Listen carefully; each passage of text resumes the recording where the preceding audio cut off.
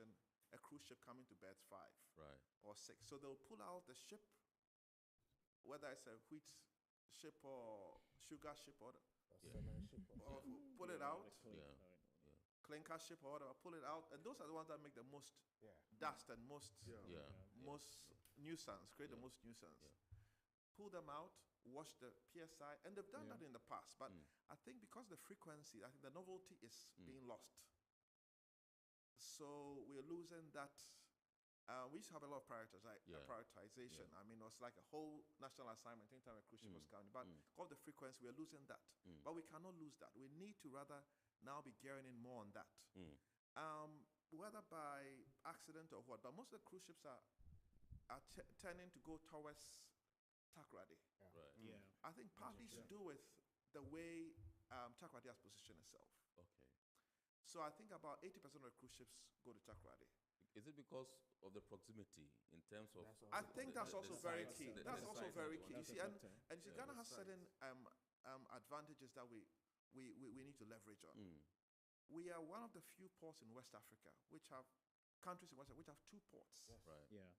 with Those varying of completely different shore excursion options. Sure. Like Mauli said, nobody wants to travel 4 or 5 hours Yeah. to go to an attraction. Yeah. You can do things around Tema port Yeah. that are completely different towards the eastern part of Ghana Yeah. and things from Takoradi to the west. Then we also have 2 new babies that have just been born. Right. Elmina Fishing Harbour offers Yeah. you a Exactly. completely different Yeah. Experience. Yeah. experience. Yeah. And there again, we're not looking at deep sea ports, but we're looking at fishing harbors that allow us to break into a certain market we've never had, the small cruise ship industry. Exactly. You have the Jamestown Fishing Harbour. Jamestown just opened also. Yeah. So even as a destination with Gapoas, we can sell ourselves as a multi-port destination. Yeah. If you go to sea trade, you see Port of Mombasa, and together with Kenya Tourism Board. Yes. You see Port of Cape Town, Port of Durban, Port Elizabeth. That is how they market. Yeah. Exactly. So Gapoha could be there. Yeah. Should be there. They Okay, can be should be there. there. Okay, I stand corrected. Should Yeah. be there. And we have the ports of Ghana, together with Ghana Tourism Authority, and all of us there. Right. What that gives, it gives them that extra confidence Right. to come in. And it also opens up Ghana. We've worked hard as Sunseekers to position Ghana as a turnaround port. Right. Senegal, by virtue of its positioning, has quite a lot of turnaround port business. Yeah. Right. A turnaround port is a very critical marketing tool for a country as a cruise destination. Yeah. Because what it shows as a turnaround port, people fly into your country and fly out. So the itinerary shows maybe 19 days, starting from maybe Lisbon, ending up in Cape Town. So they board flights into Lisbon and then start going. What happens if you look at the itinerary? You see the turnaround ports have been highlighted. So Yeah. Lisbon Yeah. and Cape Town are highlighted. We've been able to do that for Tema, Sure. and we have quite a number of them that happen Yeah. on the quiet. And it's a collaboration between Kapoha, making sure that we have that a multiplicity of services being offered. Right. And what it means is that instead of staying just one day in the port, they spending 2 or 3 days. We have a few of them lined up for 2025 Right. coming back. Prior to COVID, we had quite a number of them that were happening. We even had, even to the extent that we had charter flights coming in. Yeah. We bring in charter flights. We have some British ships. They come in, charter flights. They come. Yeah. They spend the night in maybe some 5-star hotels. Yeah. They have they drop revenue, and then we keep going. Right. So if we could even just position ourselves, just maybe a shed or Right. 2 with seating, Right. because one of the ports, Dedicated. one of the Dedicated, port calls we had this year, Mm. there were very bad winds this year. Yeah. Yeah. And because of the position, usually the cruise season is between about October and April. Right. October and April, because Why is that? we are ships are repositioning. Right. Yeah. Ships are repositioning from the southern hemisphere, the northern hemisphere. If it's around April, for the summer months. And the other way around. Once it's summer, it starts getting cold in the northern hemisphere, it starts positioning toward the southern hemisphere. So we have quite a lot of movements. But, be it as it may, we are on the, we have to position ourselves very well because whether we like it or not, the Suez Canal is currently closed. There are issues with the Houthi rebels in the Red Sea. So it's time for us to position ourselves. All right. And make sure that we take advantage of it. Okay. From the look of things, you would realize that one challenge we have that is, not inuring to our benefits in terms of the cruise industry is the lack of infrastructure, appropriate infrastructure, so to speak, dedicated, to promote the industry. As the Ghana Tourism Authority, what kind of collaborations have you instituted or initiated, so to speak, with stakeholders to be able to improve on infrastructure? That is, if you have plans of enhancing or improving the cruise industry. Yes, thank you very much. As has been highlighted, the cruise tourism is not one-man show.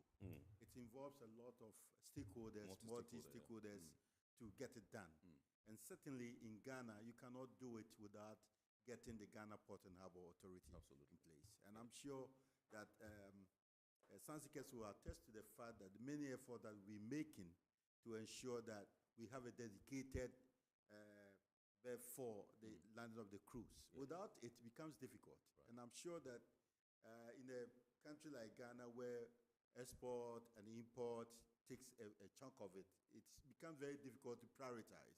But certainly, once we have identified and also developing the framework to promote cruise tourism, certainly they have to come on board, and then we can do that joint collaboration together to ensure that there is a dedicated berth for cruise tourism. Otherwise, it becomes very difficult. Of course, other countries are also positioning themselves through some of our pristine attractions and then other resources that we have developed to ourselves. Certainly, it positions us. But we need to make conscious effort to bring this into work. And then, of course, it means that we have to work closely with the Ghana Maritime Authority, work closely with Ghana Port and Harbour Authority, and then, of course, the tow operators. Because now, as Kwame said, the ground has been watered for us to leverage on that. And certainly, the Ghana Port and Harbour has to come on board so that they can set the necessary infrastructure for us to market the destination. Great. Awesome. Let me come to you from Omar, Richmond, and find out from you, what are some of the challenges you encounter? Is it the same, or you have a different set of challenges that you encounter in your quest to, handle these cruise ships? It was interesting to hear from Kwame making some vital and salient points about the challenges, even to our area where you talked about the berth. Our ports are generally they're commercial ports. So they are cargo driven. Absolutely. So in that perspective, there is competition for berth, as they were saying, because perhaps the master plan didn't capture, the direction of the cruise aspect. So all these things comes in to affect activities. So the issue of competition for berth is really high. He talked about perhaps a vessel calling at the port at 0600 hours. Perhaps there is another vessel being a clinker or whatever. When are they going to clean up and all that? And there could be times where you have a cruise vessel at one berth, a clinker at the opposite. So imagine even the environmental impact, the dust to these tourists. They need a relaxed atmosphere. Generally, the ideal of a cruise terminal is a cruise terminal should have a berth, either one or two, with the good length overall for the vessel and then a good draft. Then you have this, let's say, an arrival or a welcome hall, where the passengers are welcome, their luggages are processed. Those who have finished a turnaround. So when we talk about turnaround, passengers who have finished their tour and then disembark. Then we have new passengers embarking. That is a turnaround. Then transit, a vessel visiting the port, passengers get out, maybe go to the tour side, the city centers, and then they sail. So you could see that the turnaround is where we could capture more economic benefits of it. So it really fits into that aspect. So that's how an ideal terminal is. So the terminal having even offices for the government agencies, customs, immigration, port security, and every port health as well. So all the stakeholders who play vital role in ensuring that the cruise industry strive will be situated within that position. Right. To add to that, sometimes it's difficult for our local authority to understand that you cannot treat a cruise ship like a cargo ship. Right. This is because cruise ships, they are time bound and they are on a straight itinerary. Exactly, because each and every Exactly. tourist or passenger, every ship is time is of the essence. Absolutely. But cruise ships, they're exceptional. Right. And there is high standard of demands. Right. So in that direction, in the ripple effect, if there is any delay in the arrival processes for formalities, the impact is that the passengers are going to be hurried to the to the tour sites. Right. They wouldn't spend time to enjoy. They will not even spend. And you and I know the impact of what do you call it, when the tourists, they enjoy the environment, our hotels, they go to the tour site, they buy the artifact. It's about experience. Yes. Cruise is enjoyable. It's about experience, the memories that you're going to make. Because people pay good money, Absolutely. From wherever to come enjoy your destination. That experience, And a lot of effort goes into selling Ghana as a destination by these cruise liners. So these are some of the challenges that we encounter. Again, let's look at this scenario. The vessel arrives in Tema and then proceeds to Takrady. Now, on arrival in Takrady, formalities are repeated. Right. I never understand that. And sometimes it's on a snail pace. Okay, but we're hoping that this single window platform would be able to close that gap. So that when the vessel sets sail from Tema, going to Takrady, communication has gone on. We don't need so much processes. Yes, they need to comply to international and local regulation, but we need to understand. That's what I was saying. They need to understand the schedule, the cycle.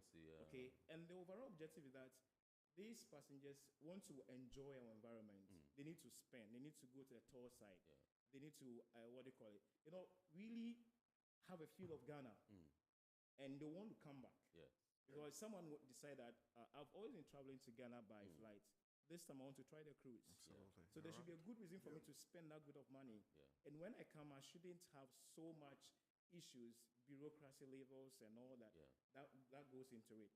As Kwame was saying, that it's all about experience. And Omar has been instrumental when it comes to last year, this year's maiden and historic call at Elmina. Right. We're very instrumental in that. And on this point, we want to appreciate the efforts of Mr. Peter Amubediaku, the director of Port of Takrady. He embraced this challenge and ensuring that this maiden port call, materialize. And every other stakeholder that were involved, the meetings, the back and forth, trying to iron out all issues. He really played a instrumental role. And we see the joy that it's sprung over the whole country. What do you call it? Let's look at the economic benefits. Elmina. The interesting thing is that original itinerary was 2 days, like Kwame was saying, 48 hours. But they ended up spending like 42 hours. That is 3 days in all. So and they look at the proximity. So Elmina Cape Coast, the proximity to the tour site. The passengers, they get to go there. They are relaxed. There is no rush. You're not watching your time when you're on the canopy walk. You're not rushing when you are enjoying the tour guide at the Elmina Castle or Cape Coast Castle. They really get into it. So you see that time is of the essence. We create the atmosphere for them as well, so they can really enjoy all of it. So Omar, we are well positioned to make our customers understand that yes, there is challenge within our environment, but because we understand your need, our operational and experience position us to give you the best of experience that your vessels will need within our port. So despite these challenges, we are so striving. As my boss here said, Takrady is well positioned. Takrady is doing well. And for me, I'm looking at that port as Takrady and then Elmina being our future future destination for in a cruise terminal because proximity to the tower site is key. Right. And when you look at these two areas, it plays a vital role. And to add to it, we want to see more of the synergy that all stakeholders bring on board. So talking about the Elmina call like this, is the maiden. It has never happened before. How is this going to happen? But you know, the interesting thing is that the cruise company had such experience in Indonesia where they use their Zodiac boats, convey the passengers right from the ship onto shore. And that's the same thing happened in Elmina. So the vessel came close to the, what they call the Elmina fishing harbor, drop anchor. Then we have the boats conveying these passengers right from the ship to the shore. Sort of like feeder vessels. A feeder vessel, a feeder kind of thing. Yeah. So Elmina is well positioned for us to really thrive. And so we want to see more of this synergy. And because of that successful and then the historic port call, so we are positive next year we're going to have that call again. Yeah, and you know, the interesting is the vessel, SH Vega, was the first vessel to call Tema after that's post-COVID. That was the first vessel that called. And look at how we've been able to meet the gap of even calling Elmina. So the potential is there. Absolutely. We need so much synergy. Leadership is cause. Everything else is effect. Absolutely. Yeah. Right. Okay, so let me come to Mr. Jebu. Imagine that we had everything right in place and everything was okay, infrastructure, like everything that you need to make a cruise vessel and the passengers comfortable. Would we say we would have the requisite demand? Are we going to operate at full capacity, at full, Well, yeah, I think we in will. essence, do we have the demand for our part of the world? So in this business, and Kwame can tell you, I'll tell you something. When we are at the cruise trade, one of the issues, one of the CEOs of the company says that the shipbuilders cannot keep up with the demand to build new ships. Yes. Do you understand? Now that means the demand is there. Now, when people are always looking for different destinations. I mean, if you've done Europe 3 times, and next year you go do Mediterranean, the next time you go and do the Alaskas. Obviously, you should be coming to Africa. Right? Because you've done all of this 3, 4, 5 times. Some people cruise every year. Okay, so if there is as long as they're building the ships, people are lining up to go on cruises. They will come here. So if we do have the infrastructure, we do have the basics, and at this point, I'm not even asking for we're not even asking for the full, beautiful terminal. Get the shed. Get some. Let me sure it's airy. Put some potty toilets here, there. Start. With that one, we don't have to. If we need to do some kind of build, operate, and transfer kind of arrangement with some private people, that is the beginning. Right. Okay, then you see the potential, because when you get up and you come there and you see that this year our port calls have increased from 5 to 10. Because the cruise operators, the port, like I was telling you offline, every cruise line, they have a department called port operations people. Yes. Their job is to go look out the destinations, the port to see, they tick the box. Yes. They have a long checklist, they tick. So they'll come back and say, okay, now let's bring this bigger ship here because at least they have a shed. Yes. So you see that your port call will increase from 4, 6, gradually to 8. And that's how it starts. So if we do have the at least the minimum, I don't think demand is going to be an issue. As long as the rest of the things are playing, of course, there's political stability.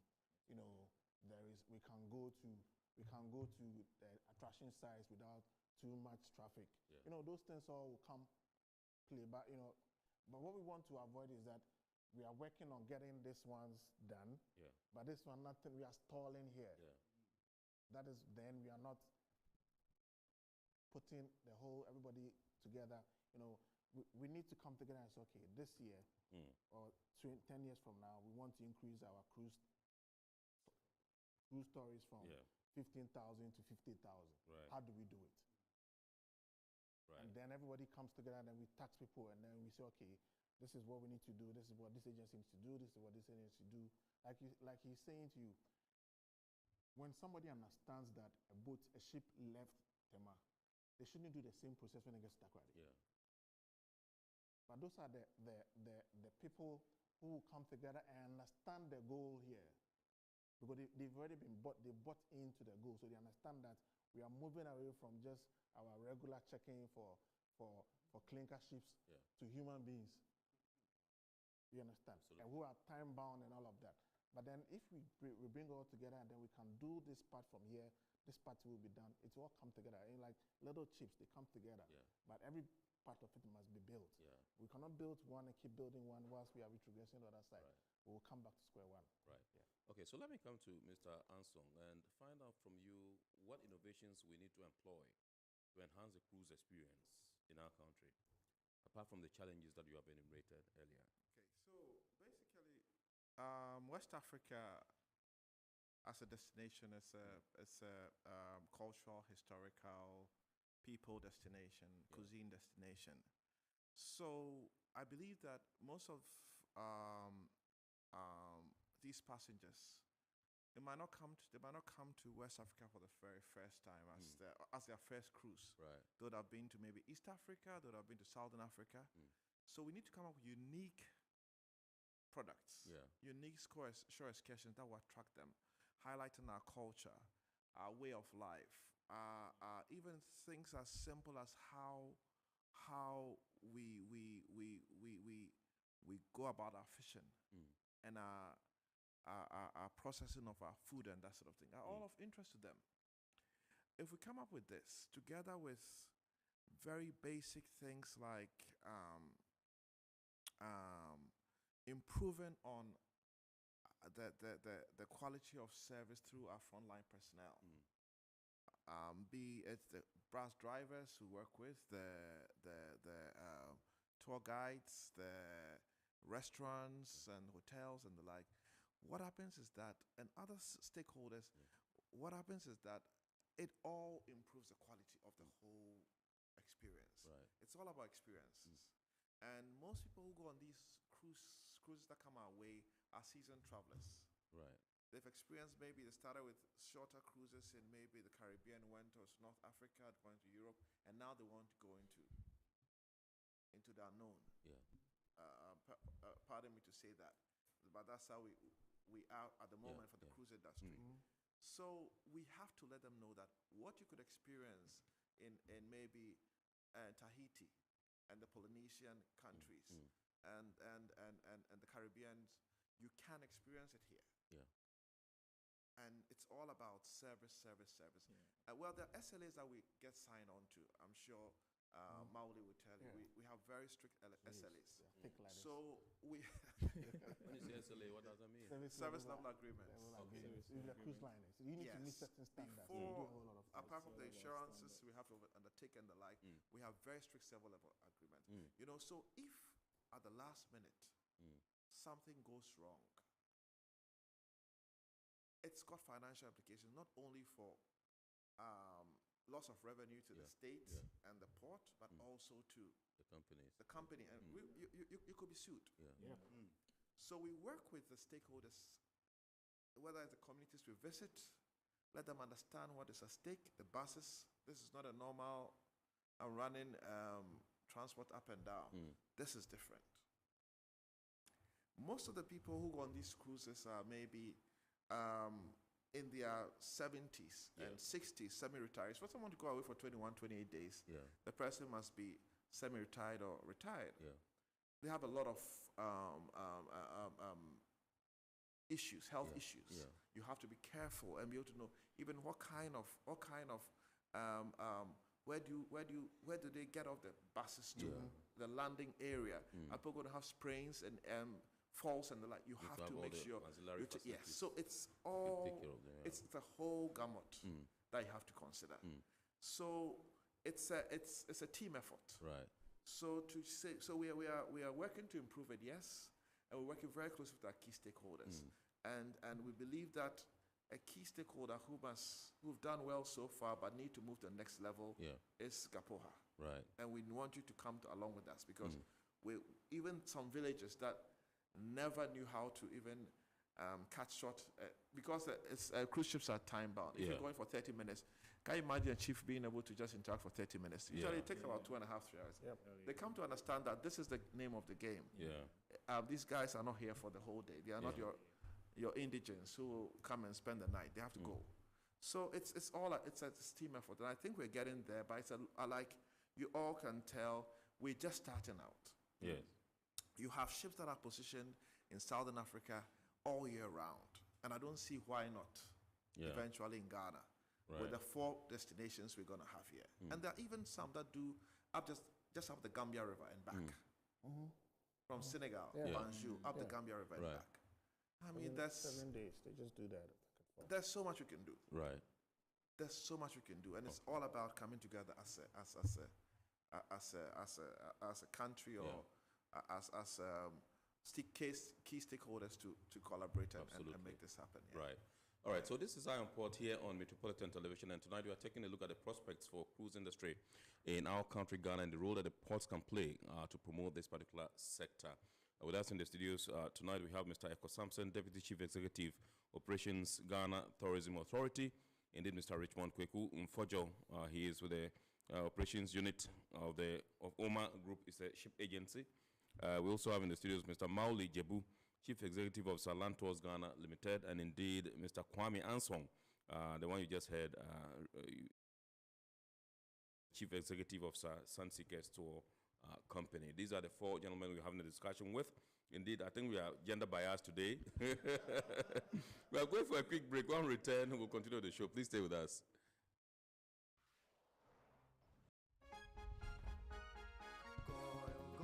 Good energy brings you quality choices with Goil Super XP. Available in many Goil stations nationwide. It is fortified with special additives that help your engine perform better and use less fuel. Branch into a Goil station today and energize your ride with Goil Super XP, compatible with most vehicles. Goil Super XP. Wufilia. Huh? Wubefi. Goil. Good energy. Ja, ya, dia. Electricity, then pay your taxes. Our taxes, our future. Because you see, without our taxes, we wouldn't have good roads, good schools, better hospitals, street lights, and other very important social amenities. When we pay our taxes, we give our children free and quality education. Talga, my money too small. Why should I pay my tax? Look, small. Salifo, it doesn't matter how small or big your business or income is. You still have to pay your taxes. The little taxes from each and every one of us, when put together, could give your community clean water or that deprived school with tables and chairs. Please pay your taxes. It is your responsibility. It is your civic duty. It is the law.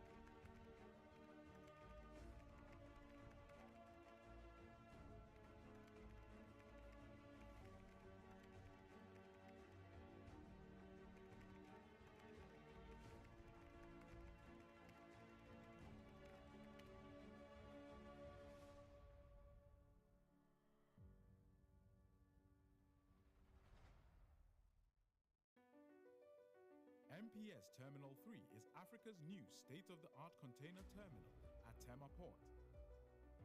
For manufacturers, agro-processors and traders, the new port means business can be done faster. This infrastructure boost will improve Ghana's port handling capacity, connect more trading routes, and oil the engine of growth for the economy, creating greater opportunities across all sectors as Africa's markets merge and become the largest trading bloc globally. MPS, we connect, you thrive. Business and life can be like the sea sometimes. Sometimes serene, sometimes calm, sometimes turbulent, and at times it brings the unexpected. However it is like, trust Phoenix Insurance for your home, car, business, and marine insurance needs. Call 0302 246 319 or 0243 690 492.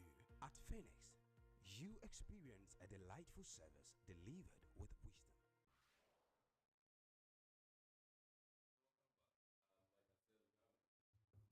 You're welcome back. Like I said, we have in the studios tonight Mr. Eko Samson, Deputy Chief Executive Officer in charge of operations at the Ghana Tourism Authority. Mr. Richmond Kweku Mfojo, he's an operations executive at Oma Group, shipping agency here in Ghana. Mr. Mauli Jebo, who is he's with the Chief Executive Officer of Land Tours Ghana, and indeed Mr. Kwame Ansong, Chief Executive Officer Sansikes Tour Company. They are all into the tourism industry, and tonight we're taking a look at the cruise tourism sector and what role the ports can play to ensure that we promote this particular sector. I would come to you, Mr.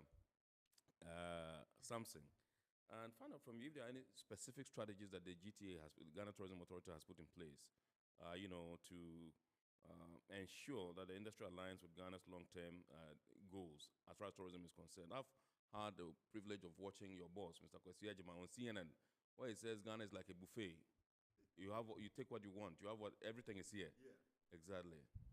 It's true. I mean, Ghana has everything when it comes to tourism. I mean, now we are here talking about cruise tourism. It's not all countries that have that privilege. Right. And we have everything in terms of mines, in terms of the natural, whatever. But as has been alluded to by these two gentlemen, they are making effort. And cruise tourism presents another good opportunity for us to diversify. And it's something that we also prioritize. That means that we need to inculcate it into our strategic plan, which is already in place. Doing this means that getting all the stakeholders involved in the discussion. Yes. So you cannot just sit at your corner and then plan something for the industry without involving, for instance, key stakeholders like Ghana Port and Harbour Authority, Ghana Maritime Authority, the tour operators, even the various attraction side, Ghana Migration Service, and all those others. They are very key, and these are strategic partners that we are working with to draw. So we are at the point of developing the strategic plan to roll on with targeted numbers. Right. Okay, as a movement, as I said, last year we started 9,000 plus. Right. Which is growing. And this year we are expecting about 14,000. And we are projecting to get about 50,000 maybe the next 2 years. Yeah. Certainly that means that we have to put the necessary infrastructure. We need to train the whole bodies that are involved in the value chain. It's a very long value chain. We are dealing with the port, but of course, tourism is an experience. Absolutely. So you cannot leave out even the tour guide. You cannot leave out the taxi drivers. You cannot leave out the various attraction sites. Sure. Yeah. Because once they come in, as we've just noticed, it's a time-bound experience. So then if he goes to a tourist site and have a bad experience, it actually spoils everything. If it sits in somebody's Uber or taxi and has a bad all experience, the value chain has to be well-trained for them to know what it is, And, if you look at the numbers, and, I mean, for the past years, cruise tourism has contributed about 150 billion to the global economy. And, statistics shows that it's generated about 1.2 million jobs. And Ghana, if you look at it, even the two major cities, it can contribute more than 2,000 jobs within the value chain. And that means that we need to be very intentional to develop it. And of course, we are putting the necessary framework to develop the cruise tourism with our partners. Right. Let me come to you, Mr. Richmond, Mr. Amfojo, and find out from you, apart from the issues of infrastructure and others that you enumerated earlier on, what kind of investments do you think that we can put in place to drive growth in this particular industry? Well, let's look at our coastline, right from the Volta region to the Western, and ask ourselves, do we have stop points? Right. Do we have active fishing harbors like what is springing up now? So it tells us that the opportunities are there. Absolutely. So identify these areas is key. We know Keita Port is in the pipeline. Yeah. We are all expecting that it should materialize in no time. Yeah. So what we can do as a country, as I indicated earlier, synergy is really needed among all stakeholders. Right. Every party, every stakeholder is important. Let's get to work. Let's move from the plans being on paper to action. Yes. That is what we really need as a country. Bring the people that are really ready to work, people that are ready to take up the bold decision. As I rightly said, Takoradi is trying to position itself well. Yeah. I was trying to look at port calls in 2023 and 2024. Yeah. 2023, Tema did 3, Takoradi 7. Right. 2024 so far, Tema 3, Takoradi 9. 9. So look at the way the train is going. Yeah, so we see that Takoradi is positioning itself well. Tema now, because of what they call it, the cargo-driven nature, and perhaps the master plan is all about that. So you see that that space is not really there, but the potential is there for Takoradi, Elmina. What can we do within Cape Coast? What can we do when we come to the Volta side? So it's identifying these areas, we explore them. And that's what gave us the opportunity as an agency who is efficient and then proactive. You know, one of the things we identified and then sold out to the cruise line was the Elmina case. Yes. So the crews get to Takoradi, the passengers get them from the vessel, okay, then board bars go to the castles and all, and then gets on board. Yeah. Now that is a bit of stress. Yeah. Although the distance may not be that much. But then moving all the way from Tema to Elmina, look at the experience, the joy, the excitement. Even for the fact that they are using their Zodiac boat to move from the vessel to, it's also another experience. Yeah. So it's more of a commitment towards exploring. We have to do research. Yeah. As Kwame said, the Suez Canal is blocked. Yeah. That is a huge advantage. What it means is that vessels, cruise liners, and even other type of vessels, they are forced to use the Cape of Good Hope. That is the southern part of Africa. Yeah. Okay.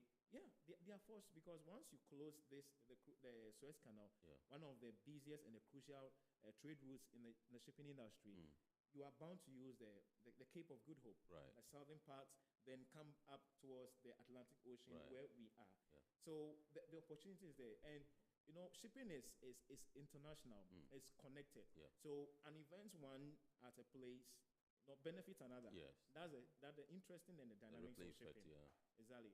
So thankfully, piracy activities is down when it comes to that aspect. The U.S. Coast Guard doing so much well with that. Right. So the piracy activity are not on high. When it comes to the Gulf of Guinea, there's a collaboration among the Bureau of what they call it, maritime investigations. Right. You know, the Navy. They're all patrolling. They're doing a good work within our region. So just make the water safe. Exactly. The robberies and the piracy. We haven't seen significant, events or incidents coming up in recent times. So once we put these security checks also in place, they are relaxed because security is key when it comes to all this. Security risks, they are all involved. Yeah. So a cruise operator wouldn't want to use your waters and security issues will spring up. So the potential is there, and like I said, leadership is cost. So once leadership is going to drive, get stakeholders on board. We are all ready to join. And what we see happen in Elmina should replicate even in Jamestown Fishing Harbor, which is our new facility. What can we also do there? We've done something in Elmina. We have Jamestown Fishing Harbor. Then what can we also do there? So once we embrace that challenge, like I said, the director of Port of Takoradi, he embraced the challenge. It's never happened before, but let's get it done. Right. We can do it. And the interesting thing is that the cruise liner operators, they come down to do visibility study for themselves. Right, They do first check. Right. So when you're talking about, especially when it's a maiden voyage, they will visit the port, speak to the tour companies that are going to engage. Right. They speak to the tourism authority. Every stakeholder that is involved to ensure that the voyage is a good experience for their passengers is paramount to them. Because a lot goes into the marketing. They need to convince a passenger why you have to come to Ghana as a destination and the experience that they are going to have.